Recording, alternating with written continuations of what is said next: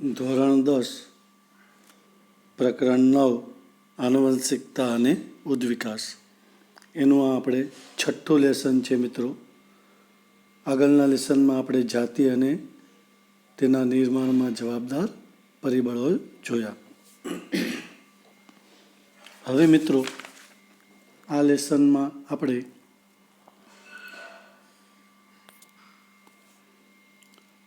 ઉદ્વિકાસને આધારે સજીવોનું વર્ગીકરણ જોઈશું. તો મિત્રો મોટાભાગના જે સજીવો છે તેમાં પાયાના લક્ષણો સામાન્ય હોય. કોષ છે તો એ કોષ બધા જ સજીવનું બંધારણીય અને ક્રિયાત્મક એકમ કહેવામાં આવે છે.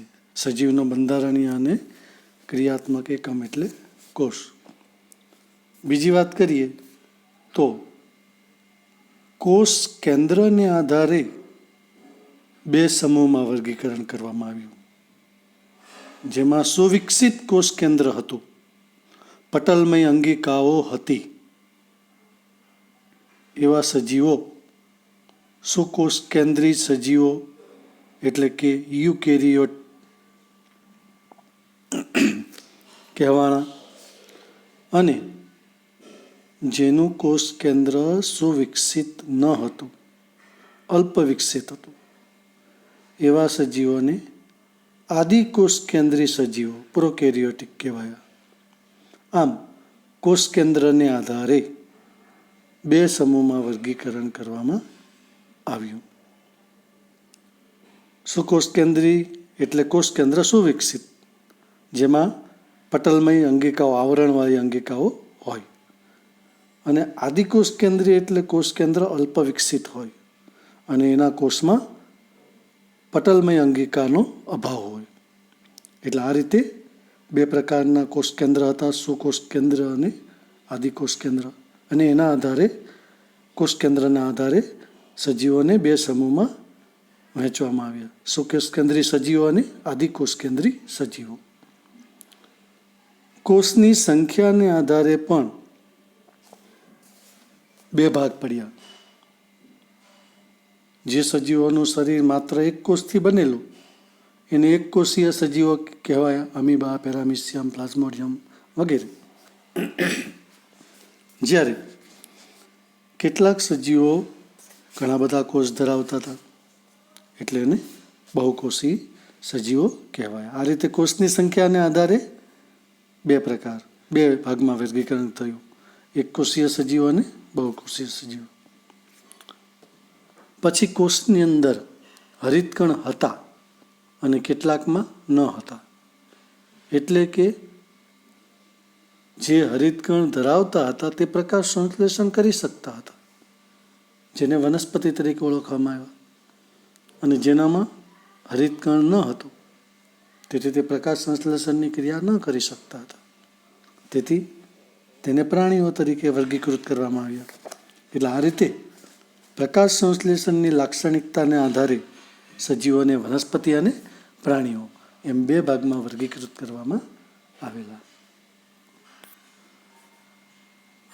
આ ઉપરાંત બહુકોષી સજીવોમાં કેટલાક વનસ્પતિ અને પ્રાણીઓમાં કોષો ભેગા મળીને પેશી બનેલી હોય, પણ અંગ કે અંગતંત્ર ન હોય, એનું શરીર પેશીય કક્ષાનું હોય.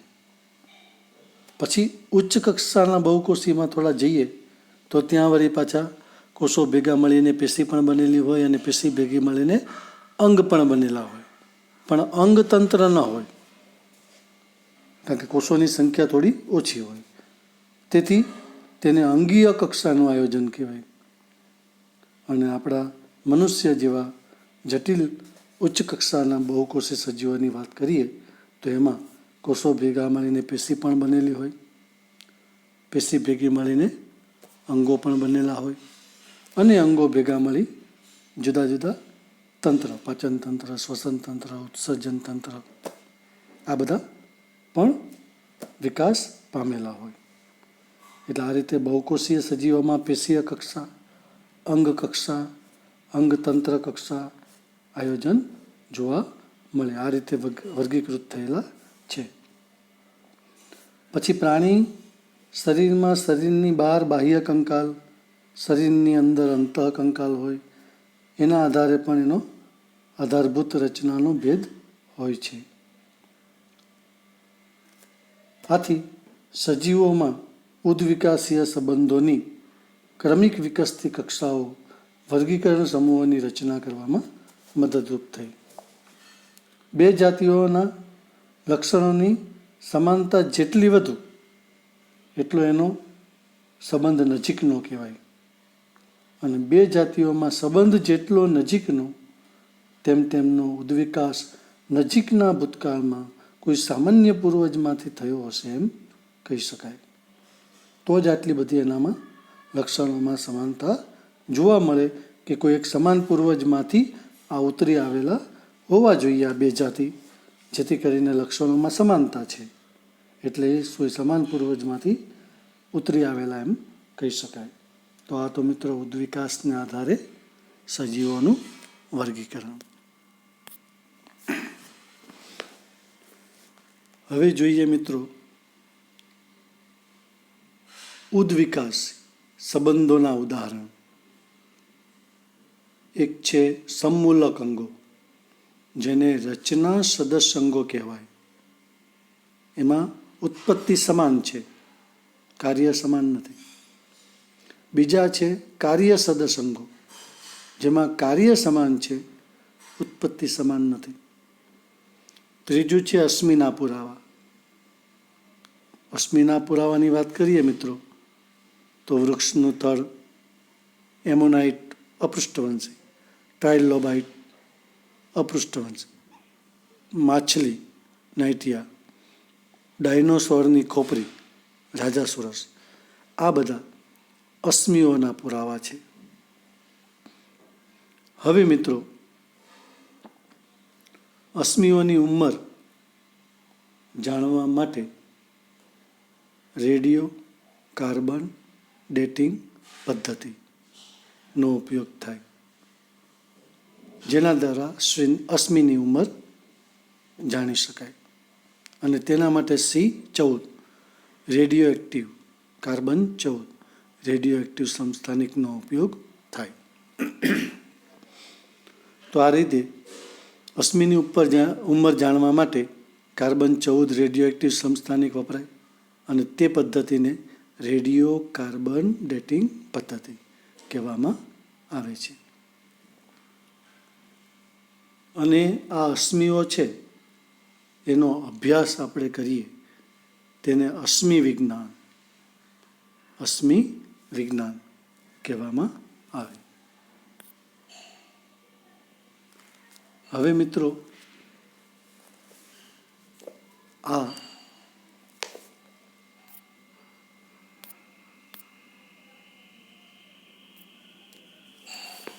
જે અશ્મિઓ છે તેના વિજ્ઞાનને અભ્યાસને આપણે શું કીધું? અશ્મિ વિજ્ઞાન. હવે મિત્રો આપણે જોવાનું છે સમમૂલક અંગો અને કાર્ય સદસ્ય અંગો. આ બંને પ્રશ્નો અગત્યના છે મિત્રો. તો સમમૂલક અંગો એટલે શું? જેને રચના સદસ્ય અંગો પણ કહેવાય. ઉત્પત્તિ અને રચનાની દ્રષ્ટિએ સમાન હોય પણ કાર્યની દ્રષ્ટિએ ભિન્ન હોય. ઉત્પત્તિ અને રચનાની દ્રષ્ટિએ સમાન હોય પણ કાર્યની દ્રષ્ટિએ ભિન્ન હોય, કાર્ય જુદા હોય, એવા અંગોને સમમૂલક અંગો કહેવાય. જેમાં સંરચનાની સમાનતા હોય છે, એટલે આપણે કહી શકાય કે આ બધા કોઈ એક સમાન પૂર્વજમાંથી ઉતરી આવેલા હોવા જોઈએ. ઉદાહરણ જોઈએ મિત્રો તો દેડકો એ ઉભયજીવી છે. દેડકાનું અગ્રવ પાન, ગરોળીનું અગ્રવ પાન, પક્ષીની પાંખ, મનુષ્યનો હાથ, આ બધા સમમૂલક અંગોના ઉદાહરણ. એક ઉભયજીવી છે, ગરોળી સરીસૃપ છે, પક્ષી વિહગ છે અને મનુષ્ય સસ્તન.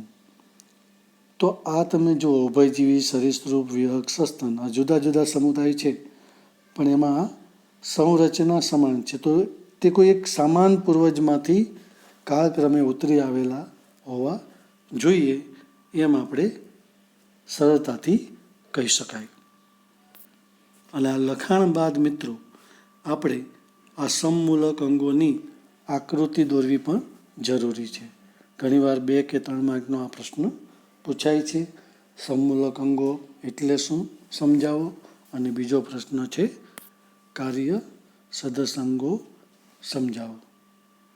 કાર્ય સદસમાં છે ને મિત્રો, તે સંરચના અને ઉત્પત્તિ, પેલા ઉત્પત્તિ અને સંરચનાની દ્રષ્ટિએ સમાન હતા, જ્યારે આ કાર્ય સદસ અંગો છે ને એ ઉત્પત્તિ અને સંરચનાની દ્રષ્ટિએ તદ્દન જુદા હોય, પણ કાર્યની દ્રષ્ટિએ સમાન હોય.